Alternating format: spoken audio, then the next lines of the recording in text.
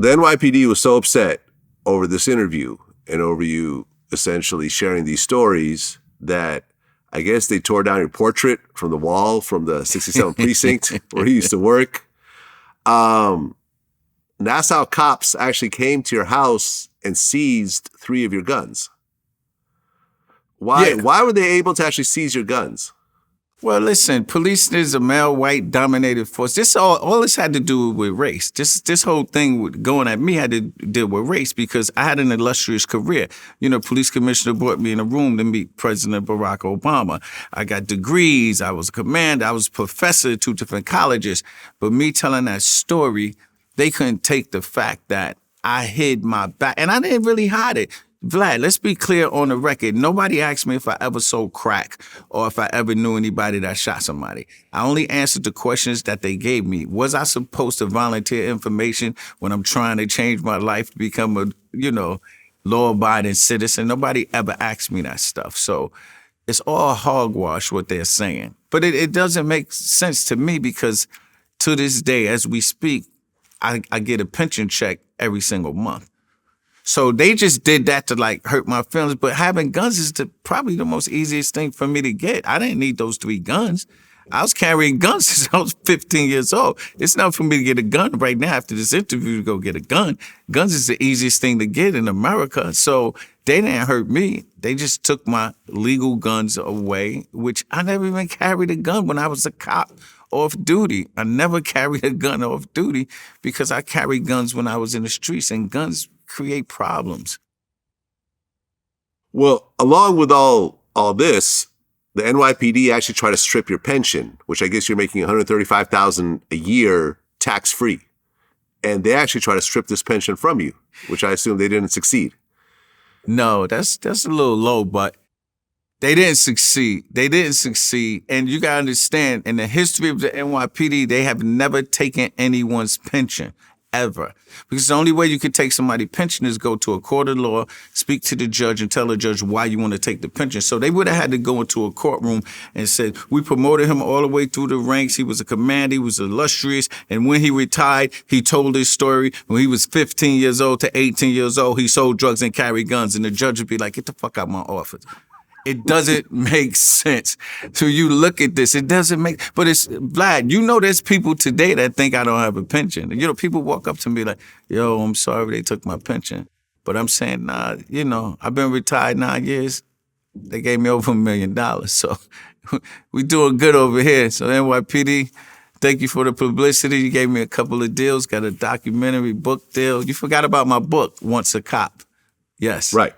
Once a Cop, that came before the documentary. Yes. So while the NYPD and cops are steady talking about me, I'm just building legacy for my family and working hard. And I already put them in my back rearview mirror. I don't even think about them. But they constantly thinking about me. They need to get over it. It's over. You said what you said about the NYPD while you were still there. But after you left, you became more outspoken. You spoke out against Eric Garner and what happened when he died. And then, of course, the whole George Floyd situation happened some years later. When you look at the relationships between police and the communities that they do supposed to protect and serve, you have the blue wall of silence. You have Blue Lives Matter. You see what I'm saying? You have a lot of things. For example, Tupac, felt that the NYPD was the biggest gang in the country. And they operate in a similar fashion. If someone's gang, homie gets killed, they go out and get revenge. The police will do the same thing in their own way, sometimes in the same way. So when you look at what's happening right now between the police and the communities, is it about the same or has it gotten better or worse? Well, it's probably about the same. So you got to understand, policing start with slave patrols. So until you take an atomic bomb and get rid of this whole policing the way we see it now, it needs to be restructured, reimagined. It needs to be something different because you understand history, traditions are passed down. They keep being passed down. Policing is all about leadership. So if the leadership ain't buying into protecting and serving, instead of, I always say in Black and brown communities, the police hunt, and in minority communities, they protect and serve. Until they start protecting and serving everywhere, it's never going to change. And the past 2 years have really put a light on policing, and policing feelings are hurt right now. But they can get over it because they had like a 30-year run of everybody loving the police, throwing parades and parties for police. And George Floyd got murdered, and everybody's putting a lot of pressure on police to change and treat the community, minority communities, with respect. So until they do that, we're going to keep having this friction. Right. And you actually believe in body cameras. You think that all cops should have them. Yeah, I think we believe in I totally believe in body cameras, but I believe more in respect because, Vlad, we could Google right now body camera footage of police shooting somebody. Everybody getting shot with a body camera on. The cops still shooting people and killing people with body cameras. So body cameras are not the end-all, be-all. So I don't want people to get twisted saying, give them a body camera. We watch everybody get killed with body cameras. What are we going to do different? The difference is they have to have strict accountability. These cops, if they make these vital mistakes, not really mistakes, it's two ways you can make a mistake. Mistake of the heart, mistake of the mind. George Floyd, in my estimation, that was just mistake of the mind, and he should go to prison for that. Eric Garner, there's no way that they should have choked the life out of this guy. And all of this stuff is on video. So be clear, Vlad, with video, it's not the end-all, be-all.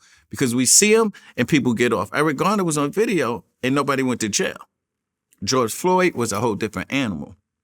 So let's not get stuck on body cameras and thinking that's going to be the end all be all, was going to save policing. No, policing needs to be restructured, reimagined, and it has to be strict accountability. Okay. And why do you think the cop got off for choking Eric Garner to death? And it was on video. Oh, well, clearly the cop got off. His name is Politano, something like that. Whatever his name was. He got off because he got murdered in Staten Island. Staten Island is a staunch conservative area in New York City, and no police officers getting convicted of a crime in Staten Island. That same choking would have happened in Brooklyn, Queens, or Lower Manhattan. The cops would have been in jail. That was clear. They didn't even want to bring it to a grand jury. Well, recently, the New York mayor, Eric Adams, who you said that he said some things about drill music in New York and actually even asked for it to get pulled off the airwaves. Later on, he actually met with a bunch of the artists and they had a discussion about that. I mean, as someone who, was on the NYPD, but is also kind of grew up in hip hop and is familiar with the music and everything else like that. What are your thoughts on something like this? Well, my thoughts on the drill music and the mayor speaking out on that. Listen, it's freedom of speech. You can't muzzle freedom of speech. These people are, they're rapping. Most of them are rapping about their lives, even though some of them are saying we're going to shoot somebody and kill somebody. That's their life. But policing has to fix that. Not the mayor can't fix that. Policing should be identifying gang members. It's not rocket science for policing right now, but it's easy. You gather information, you analyze it, and you deploy personnel to the hot spots. It's so simple right now. It's not rocket science to figure out who's committing crimes. So if the police really want to bring crime down, they'll go after those gangbangers. They'll go after the murders. It's easy. You have a list. Who's getting out of prison? Somebody got shot over here. There was a rape. All right, let's look at the last 6 months. Who got out of jail for rape? Who's our known rapist? What's their background? Oh, Corey just got out. He's on parole. Let's put a tail on him. He might be doing. It's not rocket science. So if the police want to really bring crime down, they have the information. Well, especially these days with social media.